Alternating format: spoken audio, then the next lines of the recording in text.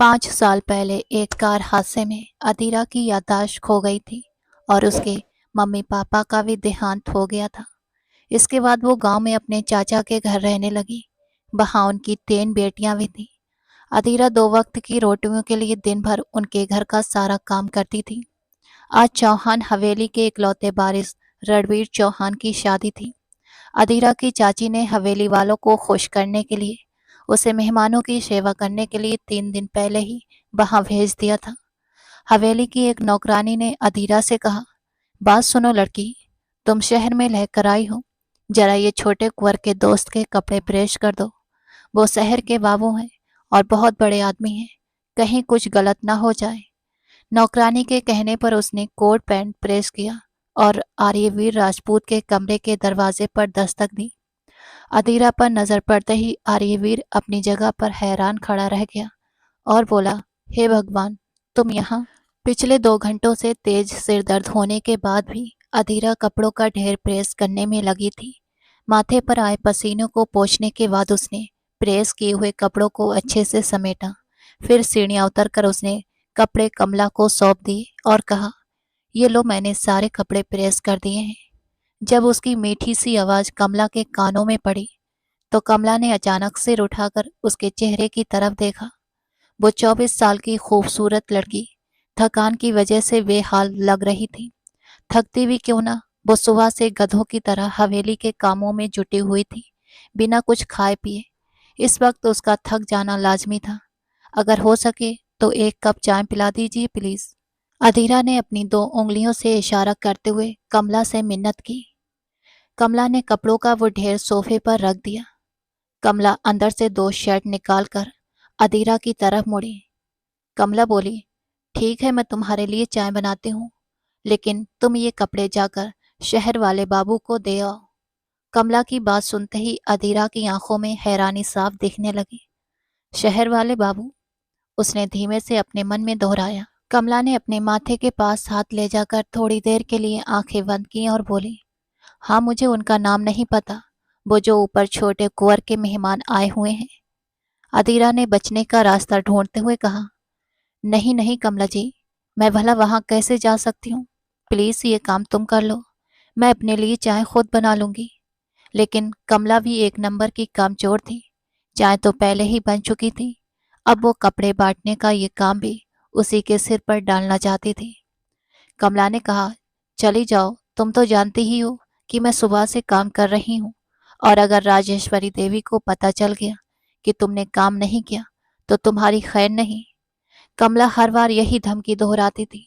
मजबूरी में अदीरा ने अपने खूबसूरत चेहरे पर उदासी लाते हुए सिर पर दुपट्टा ठीक किया और अपनी कांपती उंगलियों से कमला के हाथ से कपड़े ले लिए। उसे मजबूरी में कमला की बात माननी पड़ी। जब चाची ने उसे हवेली वालों के भरोसे छोड़ दिया था तो काम करना ही था, चाहे वो गिरे या मरे। सुबह भी वो चाची की जल्दबाजी के चक्कर में अपनी दवाई लाना भूल गई थी और इस वक्त उसका सिर दर्द से फटा जा रहा था।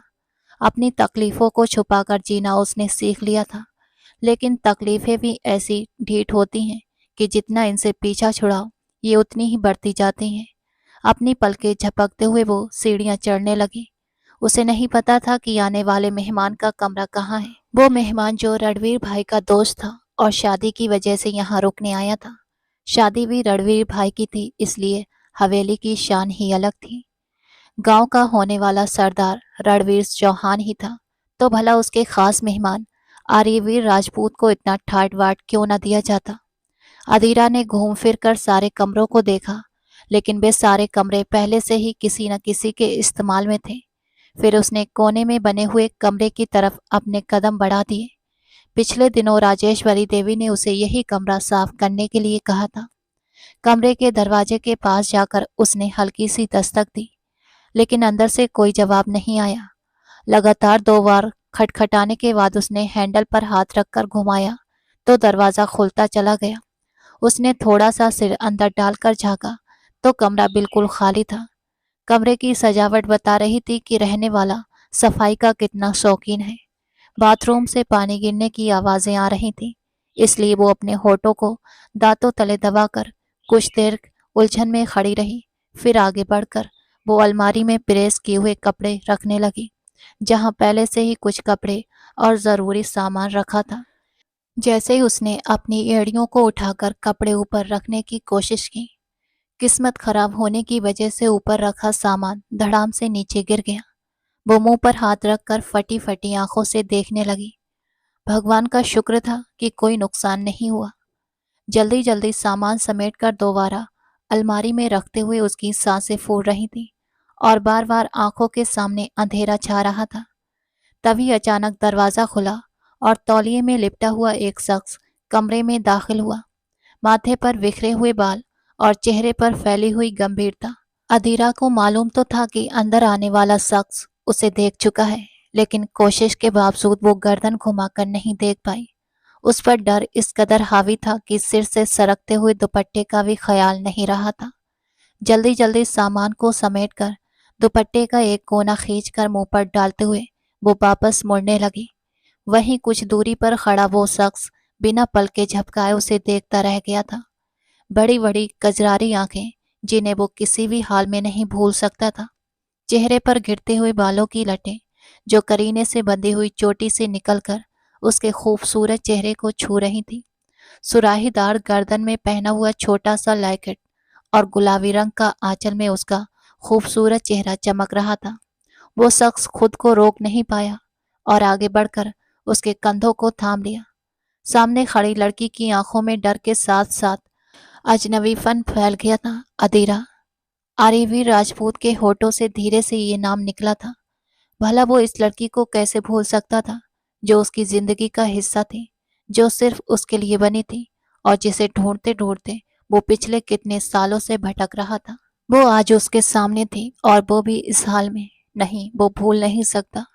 ये लड़की अदीरा की हमशक्ल नहीं हो सकती। तुम यहाँ, तुम्हें अंदाजा भी है कि मैंने तुम्हें कितना ढूंढा। उसके लहजे से बेचैनी साफ झलक रही थी। वो अपनी फटी फटी आंखों से उस खूबसूरत लड़की के चेहरे को अपनी तरफ मोड़कर सीधा उसकी आंखों में देख रहा था। अब कहने सुनने को कुछ बाकी नहीं था, बस दो दिल धड़क रहे थे। वो उसे पहचानती नहीं थी, लेकिन न जाने क्यों उसे देखे जा रही थी। अदीरा के होठ लगातार कांप रहे थे और आर्यवीर अपनी तरसती हुई आंखों से उसे निहार रहा था। एक लंबे समय के बाद आज उसकी प्यासी आंखों को चैन मिला था। कौन है आप? मैं आपको नहीं जानती।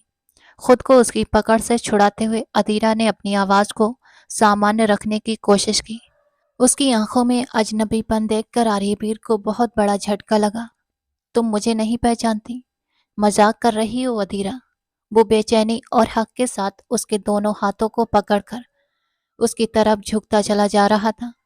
अदीरा उसके बिना शर्ट वाले वजूद को देखकर शर्म से लाल होती जा रही थी। ये आदमी कौन था? वो उसे अपने करीब लाकर इतने हक से क्यों पकड़े हुए था? और वो उसका नाम कैसे जानता था? उसे कुछ भी समझ नहीं आ रहा था। तभी उसने अचानक कार्यवीर को खुद से दूर धकेल दिया। वो लड़खड़ा कर दो कदम पीछे हट गया। अदीरा ने पलटकर दरवाजे की तरफ भागना चाहा, लेकिन आर्यवीन ने आगे बढ़कर उसके आंचल का कोना पकड़ लिया। मेरी बात सुनकर जाओ अदीरा, मैं तुम्हें ऐसे नहीं जाने दे सकता। उसकी गंभीर आवाज कमरे की दीवारों से टकराई और अदीरा ने फटी फटी आंखों से गर्दन घुमाकर उसे देखा। एक पल, बस एक पल बीता था कि अगले ही पल कमरे का दरवाजा खोलकर कमला जी अंदर आ गई थी। अचानक उसने आंखें खोलकर मुंह पर हाथ रख लिया। हे भगवान, ये क्या हो रहा है? राजेश्वरी देवी, बड़े कुंवर, वो जोर जोर से हवेली के मालिकों को पुकारते हुए चीखने लगी थी। उधर से वे दोनों हैरानी से सन्न खड़े थे। सबसे पहले आर्यवीर राजपूत का ध्यान टूटा। उसने आगे बढ़कर अपनी सफाई देनी चाहिए। उसी पल उसे अपनी बेचैनी, घबराहट और जल्दबाजी का एहसास हुआ। वो बिना शर्ट के सिर्फ एक तौलिए में खड़ा था और जिस तरह उसने लड़की को पकड़ रखा था, देखने वाला कोई भी गलत मतलब निकाल सकता था। राजेश्वरी देवी, गजब हो गया। ये लड़की शहर वाले बाबू के साथ गुरछर्रे उड़ा रही थी। कमला जी की चीखती हुई आवाज अदीरा के कानों से टकराई। उसका घूमता हुआ सिर पहले से भी ज्यादा चकरा गया। डर ने उसके पूरे वजूद को अपनी चपेट में ले लिया।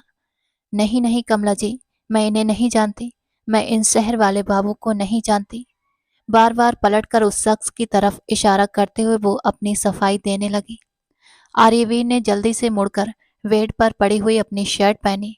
वो अभी सिर्फ शर्ट के बटन बंद कर ही रहा था कि विक्रम प्रताप सिंह कमरे में दाखिल हुए। वो 50 साल के एक रौवीले और तंदुरुस्त मर्द थे जो इस हवेली के मुखिया भी थे। वे अपनी शॉल को ठीक करते हुए हैरानी और अविश्वास से सामने का नजारा देखने लगे। तभी अपनी शॉल संभालते हुए राजेश्वरी देवी के साथ साथ बाकी सब लोग भी कमरे के अंदर आ गए। जो बात कोई नहीं समझ पा रहा था वो अब समझ आ रही थी, लेकिन आर्यवीन ने अपने दोनों हाथ उठाकर अपनी बात कहनी चाहिए। आप जैसा समझ रहे हैं वैसा कुछ नहीं है, मैं बस अधीरा। उसके होठों से निकलते शब्द वहीं अटक गए। तभी विक्रम प्रताप सिंह ने आगे बढ़कर उसका कॉलर पकड़ लिया और दहाड़ते हुए उसकी तरफ देखा। तुम कैसे जानते हो इस लड़की को, और तुम्हारी हिम्मत कैसे हुई इसका नाम लेने की? विक्रम प्रताप सिंह के मन में क्या चल रहा था इस वक्त कोई नहीं जानता था, लेकिन उनकी सुलगती हुई आंखों से निकलते अंगारे सबको दिखाई दे रहे थे। वो जिस तरह दहाड़ रहे थे उससे हवेली की दीवारें कांप उठी थी। उसी पल सामने खड़े आर्यवीर राजपूत को एहसास हुआ कि अगर वो इस लड़की के साथ अपने रिश्ते की सच्चाई बताएगा तो कोई भी उसकी बात पर भरोसा नहीं करेगा। ये बात साफ तौर पर उसके और इस लड़की के लिए बदनामी की वजह बन सकती थी। उसका दिल कितना मचल रहा था कि वो इस खूबसूरत लड़की को अपने सीने से लगा लेता और सबको यकीन दिला देता कि ये उसकी पत्नी है। लेकिन अपनी जुबान के अलावा उसके पास ना तो कोई कागज था और ना ही कोई ऐसा सबूत जिससे कोई उसकी बात मान लेता। उधर वो लड़की दोनों हाथों से अपना मुंह छिपाकर थर थर कांपती हुई कोने में सिमट कर बैठ गई थी। गजब हो गया राजेश्वरी देवी, मैंने अपनी आंखों से इन्हें देखा है। भगवान की कसम, इन्होंने किस तरह अधीरा को पकड़ा हुआ था, और ये लड़की भी तो शहर वाले बाबू से चिपकती जा रही थी। अगर मुझे जरा भी अंदाजा होता तो मैं इसे यहाँ भेजती ही नहीं। रणवीर चौहान जो उसका दोस्त था और जिसकी वजह से वो इस हवेली में आया हुआ था, वो इस समय वहां मौजूद नहीं था। वो शायद किसी खरीदारी के लिए 1-2 घंटे का कहकर शहर गया हुआ था और उसके पीछे से ये तमाशा खड़ा हो गया था। यहाँ कोई भी आर्यवीर के साथ खड़ा होने वाला नहीं था और ना ही कोई उसकी बात सुनने को तैयार था।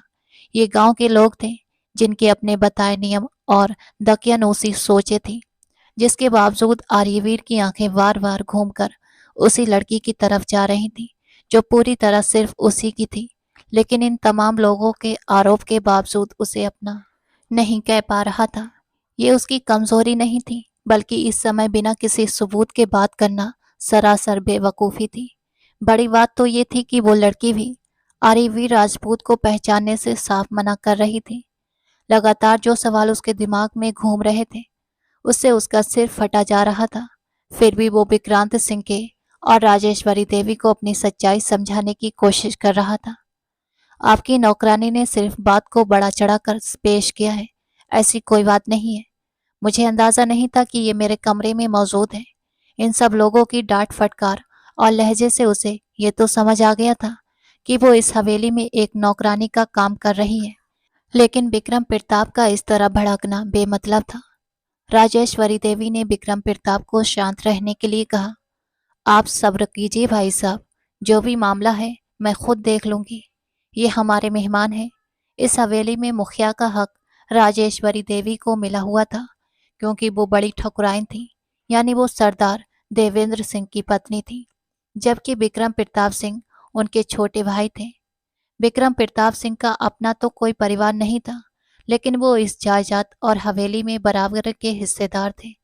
अपने भतीजे भतीजियों के साथ अच्छा वक्त बिताने और उन पर हुक्म चलाने के अलावा भी उनके बहुत से शौक थे जो सब जानते थे। सुंदर लड़कियां उनकी कितनी बड़ी कमजोरी थी, इस बात से हर कोई वाकिफ था। यही वजह थी कि उनकी इस अयासी तबीयत के कारण इलाके के लोगों ने उन्हें देवेंद्र सिंह के बाद गांव का मुखिया मानने से साफ मना कर दिया था और सारे फैसले राजेश्वरी देवी के हाथों में सौंप दिए गए थे। अब क्योंकि जमीन जायदाद और बाकी तमाम मामलों के लिहाज से वो भी बड़े ठाकुर ही थे, इसलिए उन्हें भी उतना ही मान सम्मान मिलता था। आप जानती नहीं हैं इन शहर से आए हुए लड़कों के बारे में भाभी जी, ये कितने बड़े नमक हराम होते हैं।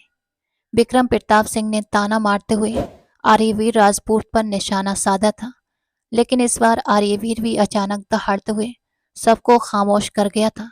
खबरदार, अगर किसी ने मेरी परवरिश या मेरे चाल चलन पर उंगली उठाने की कोशिश की, ना तो मैं कुछ गलत कर रहा हूँ और ना ही मेरा ऐसा कोई इरादा था। आप बड़े हैं, इसलिए आपकी इज्जत कर रहा हूँ, लेकिन अपनी जुबान को लगाम दीजिए। वो भी विक्रम प्रताप सिंह के सामने डटकर खड़ा हो गया था, लेकिन विक्रम प्रताप ने भी किसी का लिहाज किए बिना उसे तुरंत इसी वक्त हवेली से निकल जाने का हुक्म दे दिया। उसके साथ जो होना था सो हो चुका था। सच तो ये था कि अगर वो रणवीर चौहान का मेहमान न होता तो यहाँ से उसका बचकर जाना नामुमकिन था, क्योंकि ऐसा पहली बार हुआ था कि किसी शहर के बाबू ने हवेली की इज्जत पर हाथ डाला था। वो लड़की अगर हवेली में मौजूद थी तो वो हवेली की इज्जत थी, और हवेली के मालिकों का गांव का मुखिया होने के नाते भी फर्ज बनता था कि उसकी इज्जत की रक्षा करे। हालांकि इस समय विक्रम प्रताप के मन में चल रहे कपट का एक अलग ही मतलब निकल रहा था, जिसे इस वक्त कोई भी समझ नहीं पा रहा था। अपना सामान उठाकर आर्यवीर जाने की तैयारी करने लगा। ना तो उसने रणवीर का इंतजार किया और ना ही वो अब और सफाई दे सकता था।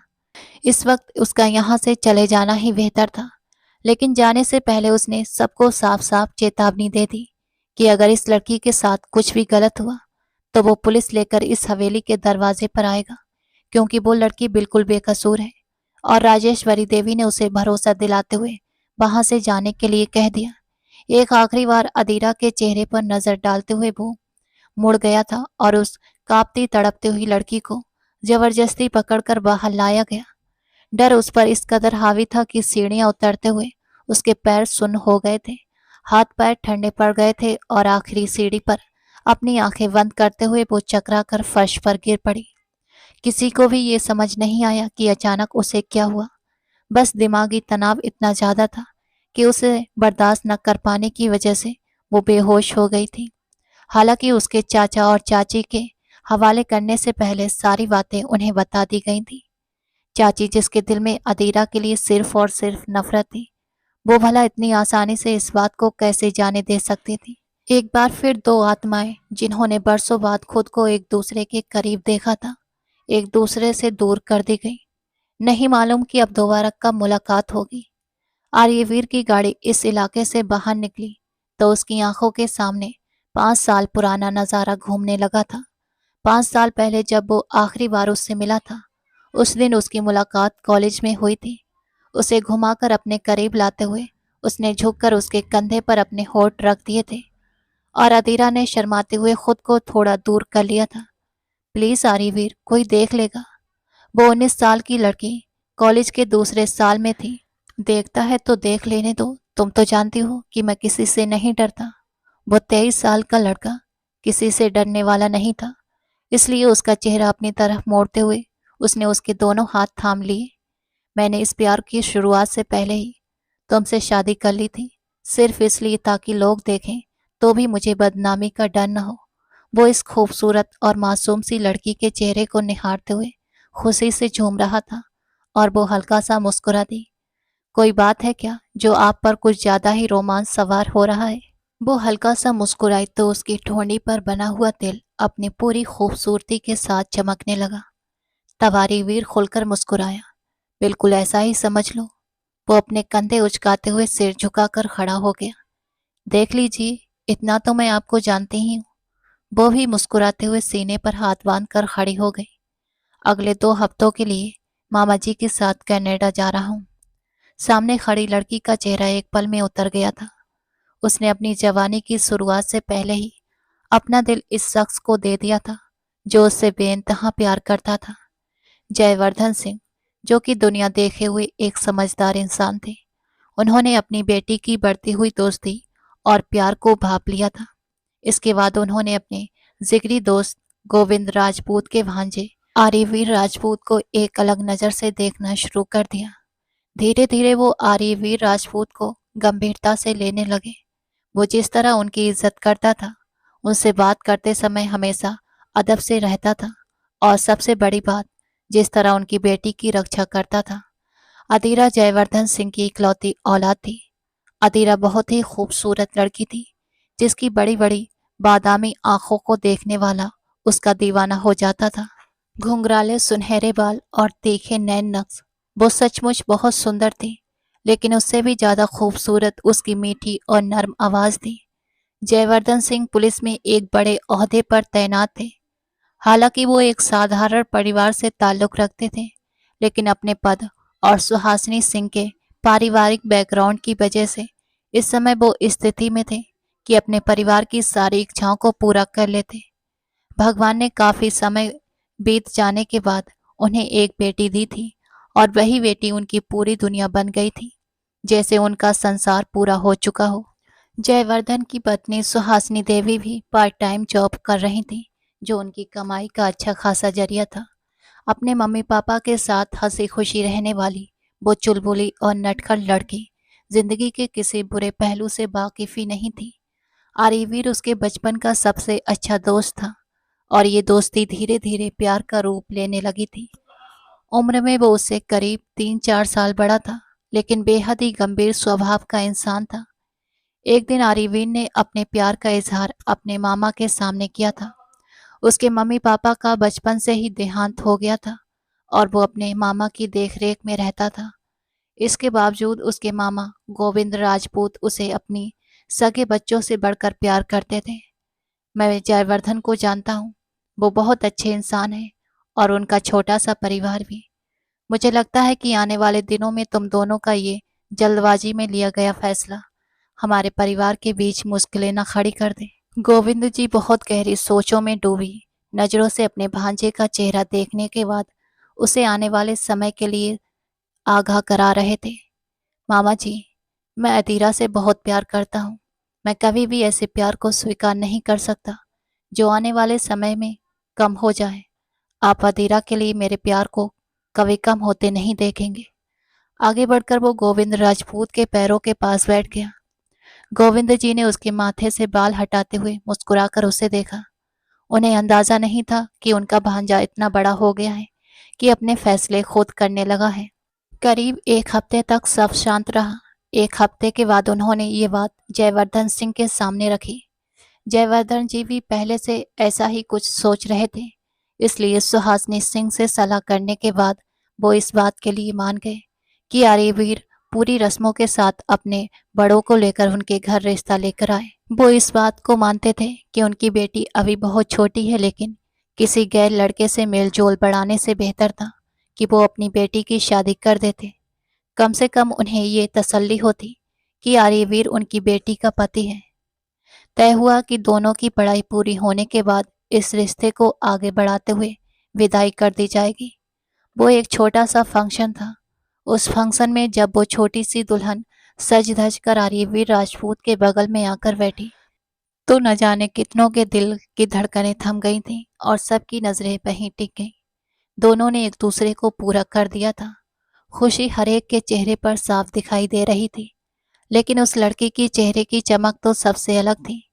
कुछ ही देर बाद पंडित जी ने शादी की रस्में शुरू कराईं। उसने हल्का सा मुस्कुराते हुए शादी की सारी रस्में पूरी कर दी। घूंघट की आड़ से चमकता हुआ उसका चेहरा मानो चारों तरफ रोशनी बिखेर रहा था। जब पूजा और आशीर्वाद के लिए हाथ उठे, तो उसने भी अपनी मखमली हाथों को उठाकर सारी जिंदगी के लिए सिर्फ और सिर्फ इस शख्स का साथ मांगा था। आर्यवीर ने आगे बढ़कर उसके चेहरे को घूंघट से आजाद किया और अपने चेहरे के करीब लाकर उसके माथे से अपना माथा टिका दिया था। दो दिल धड़क रहे थे और एक पवित्र रिश्ते की शुरुआत हो चुकी थी। यहीं से खूबसूरत सफर शुरू हुआ था, जिसका अंत न जाने कैसा होने वाला था। उस वक्त वे दोनों नहीं जानते थे। इस दिन के बाद से वो उसका रक्षक बन गया था। जयवर्धन सिंह को जल्द ही इस बात का भरोसा हो गया कि उन्होंने अपनी बेटी के लिए एक सबसे अच्छे इंसान को चुना है। इन दोनों ने जैसे एक दूसरे को पूरा कर दिया था। उस दिन अदीरा से इजाजत लेने के बाद आर्यवीर 2 हफ्तों के लिए अपने मामा के साथ चला गया था। ये कोई नई बात नहीं थी। आर्यवीर के पापा का आधे से ज्यादा बिजनेस इस वक्त गोविंद जी ही संभाल रहे थे। ऐसी छोटी मोटी मीटिंग्स के सिलसिले में वो अपने मामा के साथ जाता रहता था, ताकि अभी से उसे बिजनेस का कुछ अनुभव हो जाए और आगे चलकर उसके लिए आसानी हो। वीरेंद्र राजपूत के भी 3 बच्चे थे। 2 बेटे जो आर्यवीर से छोटे थे और एक बेटी नंदिनी जो आर्यवीर से करीब 2 साल बड़ी थी। आज अजीरा का जन्मदिन था। जयवर्धन जी सिर्फ इस बात के खिलाफ थे कि लड़कियां कम उम्र में मोबाइल चलाना शुरू कर दें। इसलिए अगर उसे आर्यवीर से बात करनी भी होती तो वो अपनी मम्मी का मोबाइल इस्तेमाल कर लेती थी। उसने शाम के समय आर्यवीर से बात की। आर्यवीर ने उसे जन्मदिन की बधाई दी और साथ ही ये भरोसा भी दिलाया कि जिस दिन वो लौटेगा वो उसके लिए एक अच्छा सा सरप्राइज प्लान करेगा जो कि अभी उस पर उधार है। ये सुनकर वो खिलखिलाकर हंस पड़ी। आर्यवीर सरप्राइज देने के मामले में बहुत कच्चा था। उसे ऐसी चीजें करना बिल्कुल पसंद नहीं था। इसलिए अदीरा को उससे कोई खास उम्मीद भी नहीं थी। वो बस उसे समय देता और प्यार से बात करता। उसके लिए यही उसकी पूरी दुनिया थी। पापा ने उसके लिए एक बहुत ही खूबसूरत पार्टी रखी थी। इस पार्टी में सिर्फ 3 ही लोग थे, मम्मी पापा और वो खुद। उसके पसंदीदा रेस्टोरेंट में डिनर के बाद केक काटा गया। उसके पापा ने उसे एक छोटा सा फ्लैट गिफ्ट किया था। दरअसल वो पिछले कई महीनों से इस सब के बारे में सोच रहे थे और ये उसके मम्मी पापा दोनों की तरफ से उसके लिए सबसे प्यारा तोहफा था।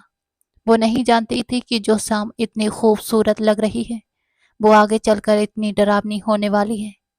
तभी उनकी गाड़ी रेस्टोरेंट से बाहर निकली। वे सब लोग आपस में हंसी मजाक करने में मशरूफ थे। अदीरा अपने पापा को अपने दोस्तों से मिले तोहफों के बारे में बता रही थी। उसकी माँ सुहासिनी देवी भी मुस्कुराते हुए उसका मासूम चेहरा देख रही थी। वो नहीं जानती थी कि क्या हुआ। बस अचानक गाड़ी की रफ्तार तेज होती चली गई। गाड़ी में कोई खराबी आ गई थी या फिर किस्मत में ही कुछ ऐसा लगा था कि अचानक उनकी चीखें गूंज उठी थी। गाड़ी बहुत जोर से किसी चीज से टकराई। ऐसा लगा जैसे उसका सिर फट गया हो। उसने दर्द की उठती हुई लहरों के बीच अपनी आंखें खोलने की कोशिश की, लेकिन ऐसा लग रहा था वो किसी गहरे जंगल में फंस चुकी हो, जहां से सिर उठाकर इधर उधर देखना भी मुमकिन नहीं था। दूर से आती हुई चीख पुकार, मौत का सन्नाटा, मम्मी पापा की प्यार भरी आवाजों की खामोशी और फिर बस कुछ नहीं। उसकी दुनिया में अंधेरा छा गया। हॉस्पिटल के कमरे में उसने जिस समय आंखें खोली वो काफी देर तक छत को घूरती रही। पास खड़ी नर्स ने चौंक कर उसे देखा, फिर हैरानी से उसकी तरफ झुकने के बाद अचानक 2 कदम पीछे हट गई। फिर वो बाहर की तरफ भागी, शायद डॉक्टर को बुलाने गई थी। कुछ ही देर बाद डॉक्टर कमरे के अंदर आए और उनके साथ एक अनजाना चेहरा भी था, जिसे अधीरा देर तक देखती रही। डॉक्टर ने उसके हाथ पर अपना हाथ रखकर मुस्कुराते हुए हिम्मत दिलाई। बधाई हो, तुम होश में आ चुकी हो। अब कैसी तबीयत है तुम्हारी? डॉक्टर का चेहरा बहुत ही दयालु लग रहा था। काफी कोशिश करने के बाद भी वो अपने दिमाग पर जोर नहीं दे पा रही थी कि आखिर हुआ क्या था।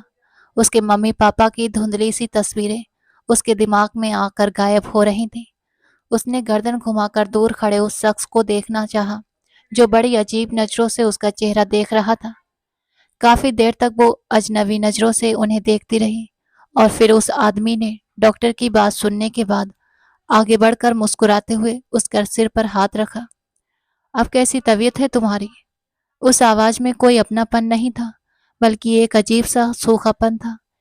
ऐसी आवाज उसके पापा की नहीं हो सकती थी। ना में सिर हिलाते हुए उसके होठ धीरे से हिले, पापा। उसे बस अपने पापा का चेहरा याद आ रहा था और मम्मी की बस धुंधली सी तस्वीर। उसके चाचा जगदीश शर्मा ने नरमी से उसके माथे पर अपना हाथ रखा और फिर उसे एक औरत के भरोसे छोड़कर कमरे से बाहर चले गए। वो पूरा हफ्ता वहीं रही। उसे मम्मी पापा के अलावा कोई भी याद नहीं था। जब भी उसने उन दोनों के बारे में पूछने की कोशिश की तो वहां खामोशी के सिवा कुछ नहीं मिला। उसके पापा का नाम क्या था और आखिरी बार वो उनसे कब मिली थी, वो ये सब कुछ नहीं जानती थी, लेकिन दिमाग में आने वाले उन 2 प्यारे चेहरों को वो हमेशा मम्मी पापा कहकर ही याद करती थी। उस दिन हॉस्पिटल में एक बहुत बड़ा हंगामा हुआ जब डॉक्टर ने उसे बताया कि वो करीब 3 महीने बाद कोमा से बाहर आई है। सिर में बहुत गहरी चोट लगने के कारण वो कोमा में चली गई थी और अभी तक भी उसकी दिमागी हालत पूरी तरह ठीक नहीं थी। रही बात मम्मी पापा की, तो वे दोनों अब इस दुनिया में नहीं रहे थे। ये सदमा कुछ ऐसा था कि वो उस दिन रो भी नहीं पाई थी। न जाने क्यों उसके दिल को वो दुख महसूस ही नहीं हुआ जो होना चाहिए था, या फिर दिल इस दर्द को महसूस करने के लिए भी दिमाग का मोहताज था। बस उसके होठों पर एक खामोशी छाई रही। करीब 2 हफ्तों बाद उसे हॉस्पिटल से छुट्टी मिल गई थी। उसे कहाँ जाना था, किसके बारे में उसे कुछ भी पता नहीं था। बस जगदीश नाम के शख्स ने अपनी पहचान उसे चाचा के रूप में करवाई थी। चाचा और चाची उसे अपने घर लेकर आ गए थे। उनका घर एक गांव में था। जगदीश शर्मा जयवर्धन जी के बड़े और सौतेले भाई थे। शुरुआत में कुछ मनमुटाव के कारण दोनों के बीच बातचीत बंद थी। बाद में जब जयवर्धन जी ने जमीन जायदाद में से अपने पिता का हिस्सा मांगा, तब भी अपनी कंगाली और छोटे दिल की वजह से जगदीश शर्मा ने एक बहुत बड़ा झगड़ा खड़ा कर दिया। उनका मानना था कि अगर वे खुद तंगहाली में हैं और जयवर्धन नौकरी करने वाले आदमी हैं, तो उन्हें अपने भाई से हिस्सा नहीं मांगना चाहिए। खैर, आने वाले समय में जयवर्धन ने ये मांग छोड़ भी दी थी, लेकिन इन दोनों के बीच रिश्ते कभी पहले जैसे नहीं हो पाए थे। इसकी बड़ी वजह चाची की जहालियत और कड़वी जुबान थी। उन्हें ऐसा लगता था कि जयवर्धन के पास जो कुछ भी है, वो सिर्फ उनके पति को लूटने की वजह से है। हालांकि हकीकत ये नहीं थी। जयवर्धन जी अपनी नौकरी, अपनी मेहनत और ज्यादातर सुहासिनी सिंह की वजह से आज इस ऊंचे मुकाम पर पहुंचे थे। इस तरह लड़ते झगड़ते आखिरकार ये रिश्ता बस नाम का ही रिश्ता रह गया था। जांच पड़ताल के बाद सिर्फ जगदीश शर्मा ही बचे थे जिन्हें हादसे की खबर दी गई थी। अपने भाई और भाभी की मौत के बाद वे दोनों शवों को अपने इलाके में ले गए, और शायद ये भी उनका एक बहुत बड़ा एहसान था। उनके जाने के बाद उनकी बेटी को अपने घर लाना वैसे भी उनका फर्ज बनता था। उनकी हर एक चीज पर कब्जा करने के लिए इस लड़की को अपने घर में रखना बहुत जरूरी था। अधीरा इस घर में आ तो गई थी, लेकिन चाची ने उसका जीना हराम कर दिया था। उसके ठीक होते ही घर का पूरा काम मानो उसी की जिम्मेदारी बन गया था। वो कौन है, कहाँ रहती है, वो सब कुछ पूरी तरह भूल चुकी थी। बस सिर दर्द को कम करने वाली दवाइयां उसे हर महीने लाकर दे दी जाती थी, और वो चुपचाप उन दवाओं को खाती रहती थी। कभी कभार उसके दिमाग में कोई धुंधला सा चेहरा उभरता, तो वो उसे न जाने कितने दिनों तक तकलीफ देता रहता था। अगर वो चाची से इस बारे में कुछ पूछने की कोशिश भी करती, तो चाची उसे बुरी तरह डांट कर चुप करा देती। न सिर्फ चाची, बल्कि उनकी 2 बेटियां नेहा और अदिति भी अपनी माँ की तरह ही उससे नफरत करती थी। वे उससे इतनी जलन क्यों रखती थी, ये बात वो कभी समझ नहीं पाई। हालांकि उनकी छोटी बेटी मान्या, जो उससे करीब 3-4 साल छोटी थी, उसका व्यवहार बहुत अच्छा था। वो हर बार अदीरा के आसपास ही रहती थी। अपनी माँ और बहनों के बुरे बर्ताव के बाद भी वो अदीरा से अच्छे से बात करती और काम में उसकी मदद भी करती थी। इस वजह से अदीरा ने भी वहां दिल लगा लिया था। उसके चाचा इलाके की बड़ी हवेली में मुंशी का काम संभालते थे। हालांकि उनकी अपनी जमीनें भी थीं, लेकिन उनके निकम्मेपन और सुस्ती की वजह से वे बस बेकार पड़ी रह गई थीं, और उन्होंने ज्यादातर हवेली के ही काम संभाल लिए थे। बड़े ठाकुर साहब के देहांत के बाद राजेश्वरी देवी ने उन्हें इसी पद पर बनाए रखा। वैसे भी वे लोग हवेली वालों के एहसानों के नीचे इस कदर दबे हुए थे कि सुशीला शर्मा भी कभी कभार हवेली के कामों में हाथ बटाने के लिए चली जाती थी, जो बस चापलूसी और खुशामद का एक तरीका था। अब जब हवेली के बड़े कुंवर की शादी थी, तो उन्होंने खुले दिल से इस लड़की को उनके घर भेज दिया था। रोज सुबह उसके चाचा उसे हवेली छोड़ आते और शाम को वापस लेने आ जाते। इसकी वजह यह थी कि वो उनकी नज़रों में मददगार साबित हो सके, लेकिन वे हरगिज नहीं जानते थे कि वहां ले जाकर उन्होंने इस मासूम के लिए कौन सी मुसीबत खड़ी कर दी है। इतनी सुंदर और मासूम लड़की का इस हवेली में आना भला ऐसे कैसे हो सकता था कि वो विक्रम प्रताप सिंह की नज़रों में ना आती। विक्रम प्रताप सिंह अपनी उम्र की परवाह किए बिना बस उसे ही ताकते रहे। एक नज़र देखा और फिर देखते ही रह गए थे। जिंदगी में पहली बार वो सिर्फ उसकी खातिर रसोई की दहलीज पर आकर खड़े हुए थे, और सारे नौकरों के बीच उसे काम करते हुए बड़े ध्यान से देखने लगे। तभी कमला ने हल्का सा उसकी तरफ झुककर कहा, मुझे नहीं लगता कि ठाकुर साहब तुम्हें ही देख रहे हैं। अधीरा ने जब बार बार पलट कर देखा, तो वो शख्स चुपचाप उसे ही देखता रहा। लेकिन उसकी नज़रों में कुछ ऐसा अजीब सपन था जो उसे अंदर तक डरा रहा था। घबराते हुए उसने अपने चेहरे का रुख फेर लिया और जल्दी से दुपट्टा खींचकर उसका एक कोना मुंह में दबा लिया था। विक्रम प्रताप सिंह को भी शायद अपनी इस हालत का एहसास हुआ, तो उन्होंने सोच लिया कि शादी का ये हंगामा खत्म होने के बाद वो सबसे पहले इसी लड़की को अपने डेरे पर ले जाने का जुगाड़ करेगा। लेकिन बीच में कुछ ऐसे तमाशे ने मानो उसका काम और आसान कर दिया था। इस लड़की की बदनामी अब पूरे इलाके में हो चुकी थी और अब उसके लिए रास्ता बिल्कुल साफ था। उसे बस थोड़ा सा सब्र करना था। उस दिन भी इस हंगामे के बाद चाची जी उसे घर तो ले आई थी, लेकिन उसे बालों से पकड़कर घसीटते हुए चाचा जी के पैरों में पटक दिया था। चाची की कड़वी बातों का अदीरा पर कोई असर नहीं हो रहा था। वो तो अभी तक उसी शख्स की आंखों में खोई हुई थी जो उससे मिला था। न जाने क्यों जब वो उसके करीब आया था तो उसका दिल बेतहाशा धड़क रहा था, और न जाने क्यों उसकी आवाज उसके कानों में गूंज रही थी। उसका दिल बस धड़कता ही जा रहा था। चाची चिल्लाई, इसलिए मैंने इसके पापा से कहा था कि इसकी माँ जैसी आवारा और बदचलन लड़की को हमारे खानदान में लाकर अपनी आने वाली पीढ़ियों को खराब ना करे। जगदीश शर्मा ने हमेशा की तरह अदीरा को बालों से पकड़कर उसका चेहरा अपने करीब कर लिया, और बात फिर से उसकी माँ के चाल चलन पर आकर अटक गई थी। तुम जानती हो, अगर जिंदगी में मैंने कभी तुम्हें खो दिया तो हो सकता है मैं खुद को भी खो दूं। जैसी एक मीठी सी आवाज अदीरा के कानों में गूंजने लगी और उसका सिर चकराने लगा। एक तरफ उसके चाचा जी उसे डांट रहे थे और दूसरी तरफ चाची उसे बुरी तरह मार रही थी। उसका ध्यान इस तरफ बिल्कुल नहीं था।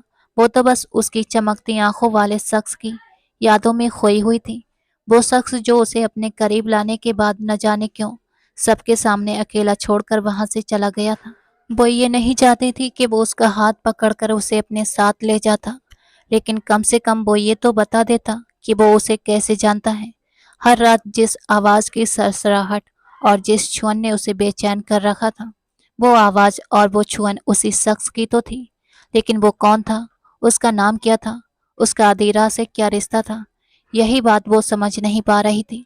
अपने सिर को दोनों हाथों से पकड़कर वो चीख पड़ी थी, भगवान के लिए मुझे छोड़ दो।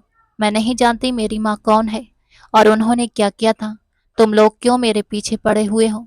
रोने की वजह से उसकी आंखें लाल होती जा रही थीं। आंखों के नीचे पड़ा हल्का सा नीला निशान बिना कुछ कहे भी चाची की मार की कहानी बयां कर रहा था। उन्हें कभी भी इस अनाथ लड़की पर तरस नहीं आया था, जबकि उसके चाचा ने उसके नाम पर खरीदे गए फ्लैट के अलावा न जाने उसके पापा की कौन कौन सी चीजें हड़प कर ली थीं। चाची चिल्लाई, उस आदमी के साथ तुम कमरे में थी। राजेश्वरी देवी ने खुद अपनी आंखों से देखा, और तुम कहती हो कि तुम्हें नहीं पता कि वो कौन था। तुम प्यार करती हो ना उससे। सुन लीजिए, मैंने आपसे पहले ही कहा था कि ये लड़की अगर हवेली जा रही है तो कोई ना कोई गिल खिलाकर ही आएगी। उसकी चाची लगातार आग में घी डालने का काम कर रही थी, जबकि बाकी दोनों बहनें अंदर बैठकर इस तमाशे का मजा ले रही थीं। तभी मान्या कॉलेज से वापस आ गई। तेज धूप में उसे इस तरह पिटता हुआ देखकर वो अपना बैग वहीं छोड़कर भागती हुई उसके पास आई। आप लोग क्या कर रहे हैं पापा? ये सब क्या हो रहा है? छोड़िए दीदी को। उस दिन वो उसे बचाकर अंदर ले गई थी, वरना चाची तो उसे चाचा के हाथों से जान से ही मरवा देती। दर्द और तकलीफ के सिवाय उसकी जिंदगी में कुछ बचा ही नहीं था। रोते रोते थक कर उसने अपने घुटनों पर सिर रख लिया, और उसके होठों से बस यही दुआ निकल रही थी कि काश वो मर जाती, काश उसका कोई वजूद ही ना होता।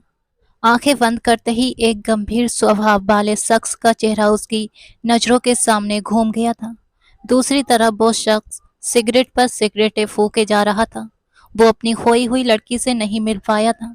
उसके मम्मी पापा की मौत के बारे में उसे पता था, लेकिन वहां से आगे का हर रास्ता बंद था। उसने जान पहचान के सारे हॉस्पिटलों को छान मारा था और पुलिस से भी संपर्क किया था। उसके मामा ने भी अपनी तरफ से जी जान लगाकर कोशिश की थी। हालांकि वो सिर्फ एक दिखावा था। फिर भी वो लड़की दोबारा उसे मिल नहीं पाई थी। वो उसकी पत्नी थी और उनकी शादी हो चुकी थी। शादी के कागजात उसके पास मौजूद थे, लेकिन इन 5 सालों में वो उसकी एक झलक भी नहीं देख पाया था, जिसके लिए वो दिन रात तड़प रहा था। इसी बीच उसके मामा गोविंद्र राजपूत ने पूरा बिजनेस उसके हवाले कर दिया और साथ ही एक शर्त भी रखी। उन्होंने कहा कि अगर वो उनके एहसानों का बदला चुकाना चाहता है तो उनकी दोस्त की बेटी से शादी कर ले। वैसे भी अब इस शादी का कोई मतलब नहीं है जब वो लड़की गायब हो चुकी है, और अगर उसने वापस आने की कोशिश नहीं की तो उसके सहारे जिंदगी बिताना बिल्कुल बेकार है। चाहे सबने उसकी जिंदगी से अधीरा के चैप्टर को बंद कर दिया था, लेकिन वो जानता था और उसका भगवान जानता था कि उसने हर पल हर सांस के साथ उस लड़की को याद किया था। उसने उसके मिल जाने की दुआ की थी, और अब अगर वो उसके सामने आई भी थी तो किस हालत में थी वो नहीं जानता था। वो किन लोगों के पास है और किन के रहमो करम पर जी रही है। हाँ, उसने रणवीर को सारी बातें बताते हुए मदद की गुहार लगाई थी। ना तो उसने गोविंद जी से इस बात का जिक्र किया था और ना ही वो इस मामले में किसी और पर भरोसा कर सकता था। रणवीर ने उसे पूरी मदद का भरोसा दिलाया, लेकिन अब वो सिर्फ इसी काम के लिए तो बैठ नहीं सकता था। उसकी नई नई शादी हुई थी और वो अपनी पत्नी के साथ 2-3 दिनों के बाद हनीमून पर जाने वाला था। उधर विक्रम प्रताप सिंह ने तो उस शख्स से ऐसी दुश्मनी पाल ली कि इसके इलाके में उसके आने पर भी पाबंदी लगा दी। न जाने उसके अंदर ऐसा कौन सा गुस्सा उभर रहा था। उस दिन उन्होंने अपने डेरे पर उसकी चाची सुशीला जी को बुलाया था। अगर इस काम में कोई उनका साथ दे सकता था तो वो सुशीला जी ही थी। जी ठाकुर साहब, हुक्म कीजिए, मैं आपके किस काम आ सकती हूँ? अपनी शॉल को कंधों पर ठीक करते हुए सुशीला ने सिर उठाकर उन्हें देखा। तभी विक्रम प्रताप सिंह ने नोटों की मोटी गड्डी मेज पर रख दी और बोले, तुम मेरी मदद कर सकती हो सुशीला। मुझे पूरा भरोसा है कि इस मदद के बदले मैं तुम्हारी और तुम्हारी बेटियों की जिंदगी संवार सकता हूँ।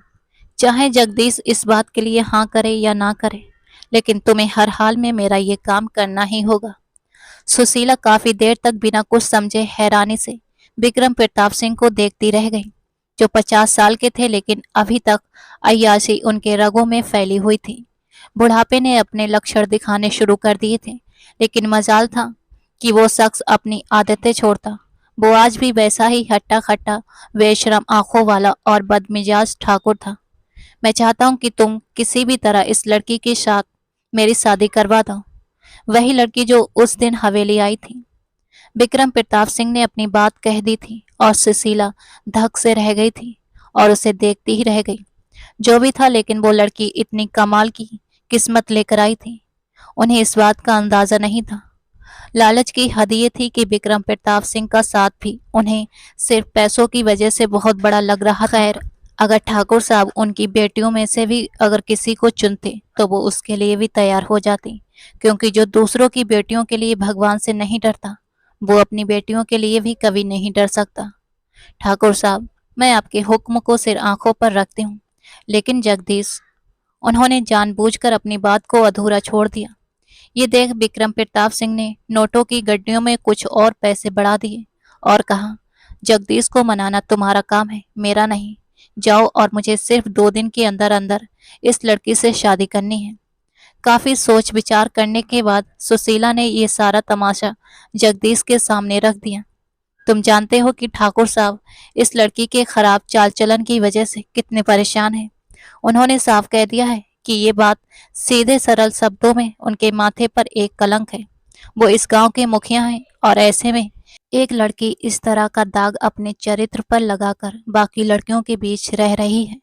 ठाकुर साहब चाहते हैं कि या तो हम ये इलाका छोड़ दें या फिर सिर्फ और सिर्फ इस कलंक को मिटाने के लिए इस लड़की की शादी ठाकुर साहब से कर दें, वो भी सिर्फ हमारे भले के लिए। सुशीला की बात सुनकर जगदीश अपनी पत्नी को देखता रह गया था। ये कैसे मुमकिन था? अधीरा दरवाजे के बाहर खड़ी होकर सारी बातें सुन रही थी। उसका पूरा वजूद कांप कर रह गया था। ये तो किसी भी हाल में मुमकिन नहीं था। उसने कभी किसी और के बारे में सोचा ही नहीं था। हाँ, वो प्यारे स्वभाव वाला शख्स जो रात भर उसके सपनों में आकर उसके कानों में बातें करता था, वो तो अभी भी उसे ही ढूंढ रहा था और यहाँ उस पर ये नई मुसीबत तोड़ी जा रही थी। सुशीला ने न जाने किस तरह जगदीश शर्मा को अपनी बातों से मना लिया था। उन्होंने कुछ पैसे भी उनके हाथ में थमा दिए और उन्हें अपने साथ मिलाकर बात का ऐसा रूप दे दिया मानो हवेली के ठाकुर साहब कोई बहुत बड़ा पुण्य का काम कर रहे हों। ना तो किसी को अदीरा की मर्जी जाननी थी और ना ही किसी ने उससे पूछा। बस चुपचाप उसकी शादी की तैयारियां होने लगी, जो 2 दिन बाद तीसरी शाम को विक्रम प्रताप सिंह से होनी थी। विक्रम प्रताप सिंह ने इस बात पर भी जोर दिया था कि उनके बताने से पहले ये खबर इस हवेली के चौखट से बाहर नहीं जानी चाहिए।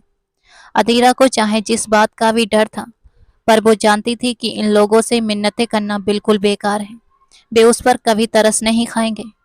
न जाने उसने जिंदगी में कौन सा ऐसा पाप किया था कि 5 साल से बस ऐसे ही जालिम लोग उस पर हुक्म चला रहे थे। उस दिन शाम को भगवान की पूजा करने के बाद वो खिड़की के पास चली गई थी। वो काफी देर तक आसमान को देखती रही। ये घर उसके दादाजी का ही घर था। ये घर बहुत पुराने ढंग से बना हुआ था, लेकिन मजबूत बनावट की वजह से अभी तक ठीक ठाक खड़ा था। अदीरा का दुपट्टा अभी तक सिर पर अच्छे से लिपटा हुआ था। तभी अचानक उसे खिड़की के सामने कोई परछाई हिलती हुई दिखाई दी। वो घबरा कर पीछे हट गई। इससे पहले कि वो खिड़की दरवाजे बंद कर पाती, किसी ने उन्हें खोला और छलांग लगाकर कमरे के अंदर आ गया। अदीरा फटी फटी आंखों से उसे देखती हुई बिल्कुल सन्न खड़ी रह गई थी, मानो उसके बोलने की ताकत ही छिन गई हो। सामने वही शख्स खड़ा था जो ढीला ढाला ट्राउजर और शर्ट पहने हुए था। वो बहुत ही थका हुआ और परेशान लग रहा था और उसके बाल माथे पर बिखरे हुए थे। अदीरा उस शख्स को ऐसे देख रही थी जैसे वो आसमान से उतरा हुआ कोई फरिश्ता हो। उसका दिल बेतहाशा धड़क रहा था और उसी धड़कते दिल के साथ वो 2 कदम पीछे हटकर दीवार से जा लगी।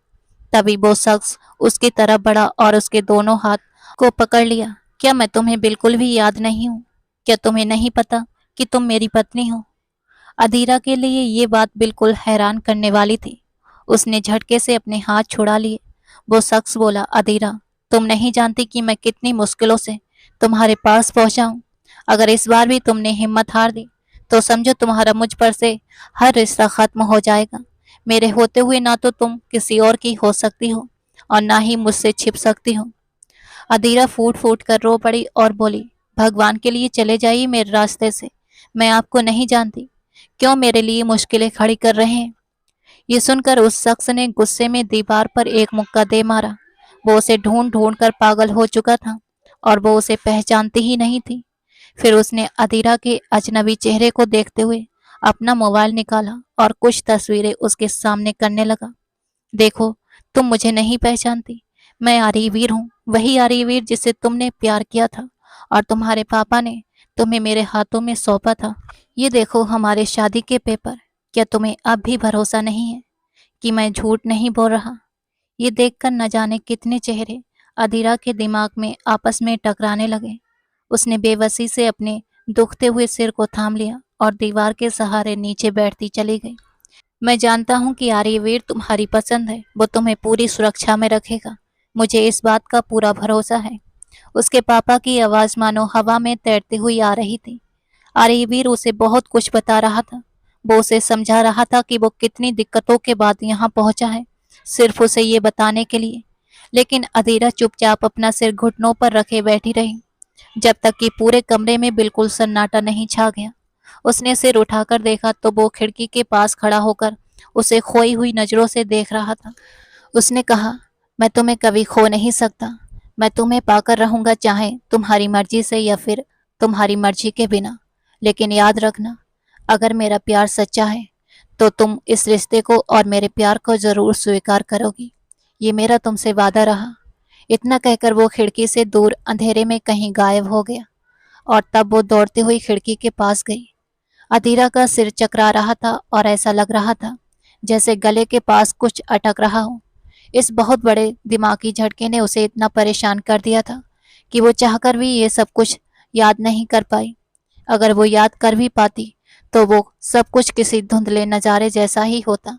अब सिर्फ एक पूरा और सही इलाज ही उसे पूरी तरह ठीक कर सकता था, लेकिन किसी ने उसका सही इलाज नहीं कराया। इन 5 सालों में उस पर इतने जुल्म ढाए गए कि वो किसी मूर्ति की तरह सुन्न हो गई थी। अगली सुबह वो बिल्कुल शांत थी। वो बस चुपचाप उसी शख्स के बारे में सोचती रह गई। ऐसा लग रहा था जैसे उसका चेहरा उसके दिमाग में छप गया हो और वो उसकी सारी बातें जानती हो। लेकिन ये सब कुछ साफ क्यों नहीं था, वो समझ नहीं पा रही थी। वो इस बारे में किसी से पूछ भी नहीं सकती थी। बस एक खामोशी थी और एक खामोश इंतजार था। हर गुजरता हुआ पल उस पर आफत बनकर टूट रहा था। हर शाम वो दरवाजे की तरफ देखती रहती कि कब वो दरवाजे से अंदर आएगा और आगे बढ़कर उसका हाथ पकड़ लेगा। वो सोचती कि वो उसे इस दुख भरी कैद से बाहर निकाल कर ले जाएगा।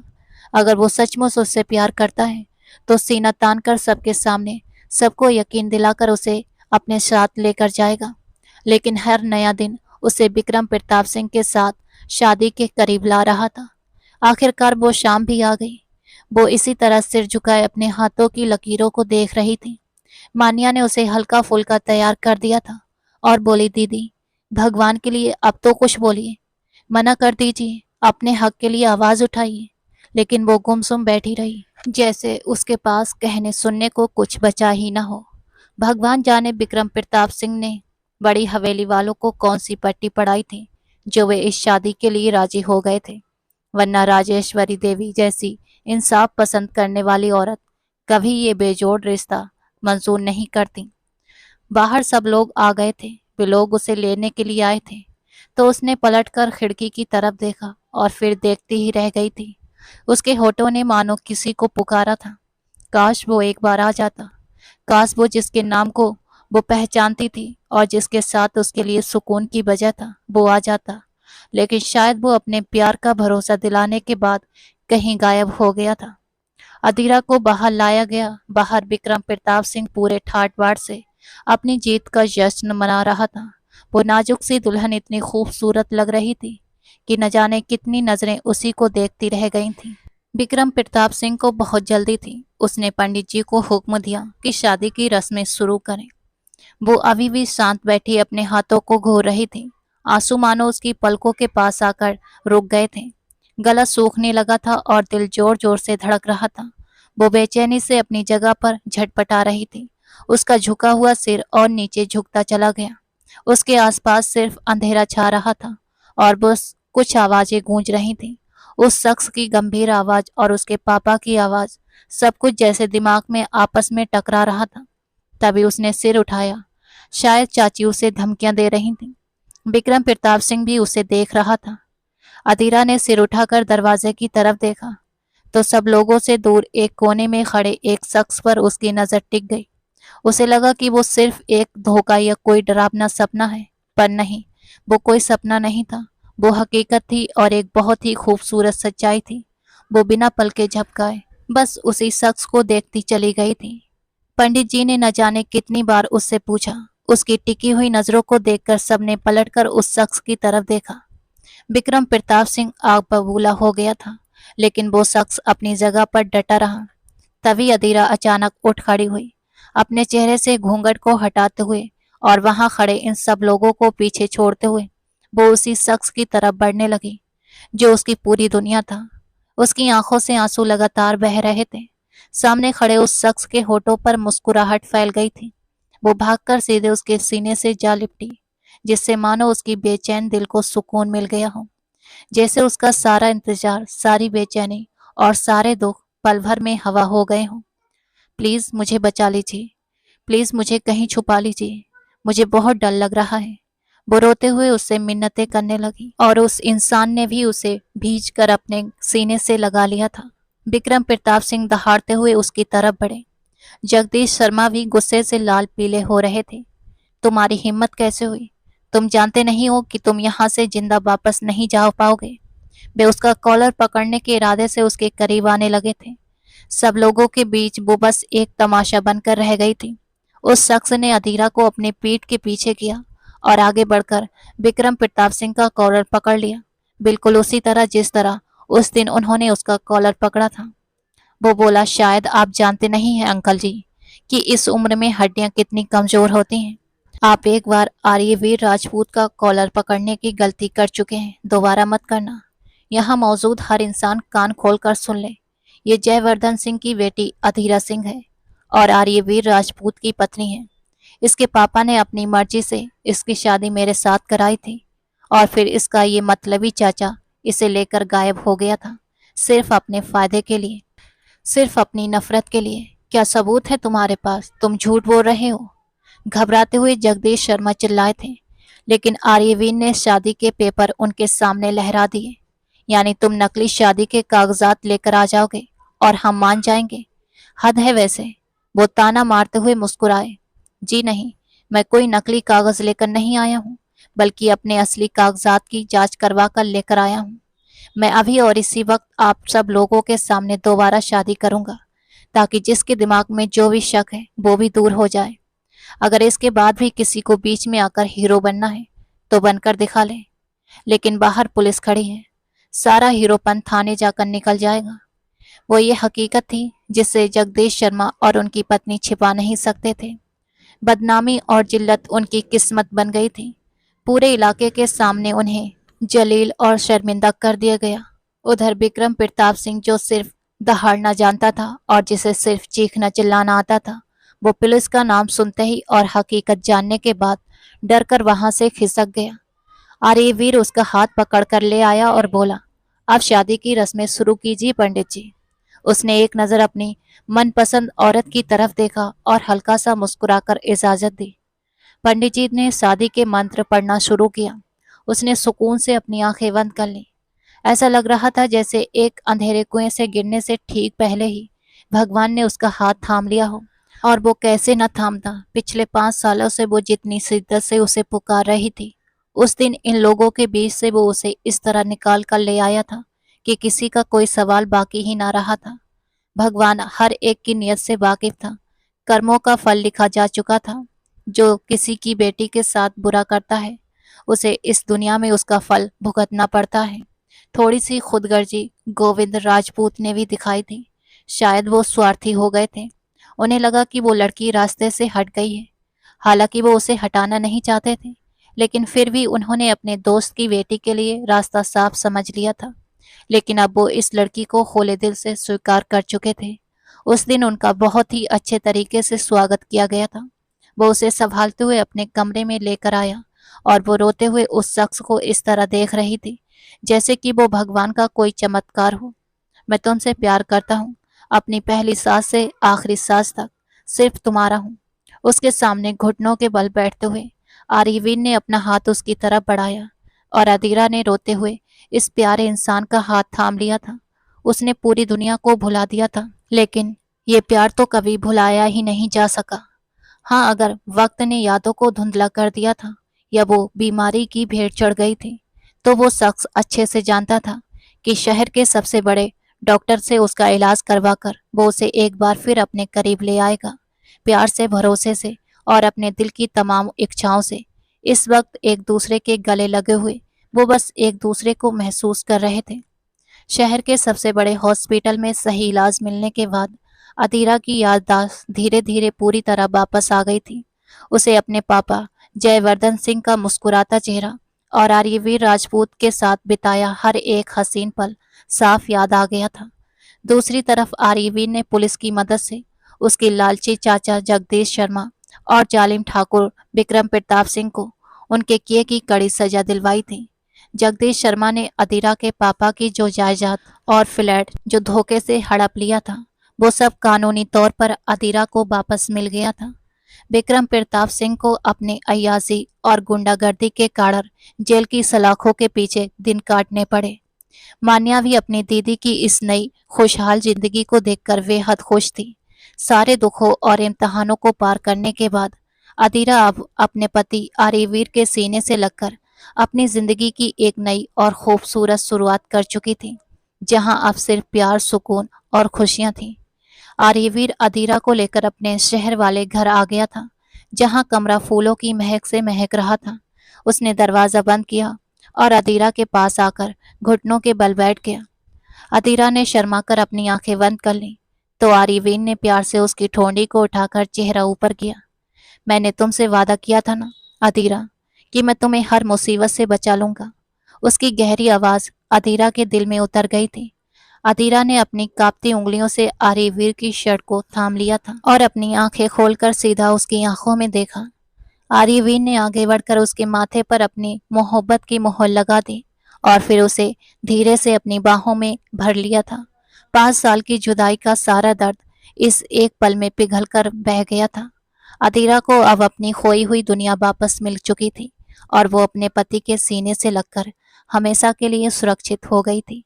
यही तो प्यार की सबसे बड़ी परीक्षा होती है कि महबूब से दूर रहकर भी खुद को उसी की अमानत मानकर जिया जाए। उम्मीद है दोस्तों आपको हमारी आज की ये कहानी पसंद आई होगी। अगर कहानी अच्छी लगी हो तो प्लीज़ अपनी राय ज़रूर दीजिएगा।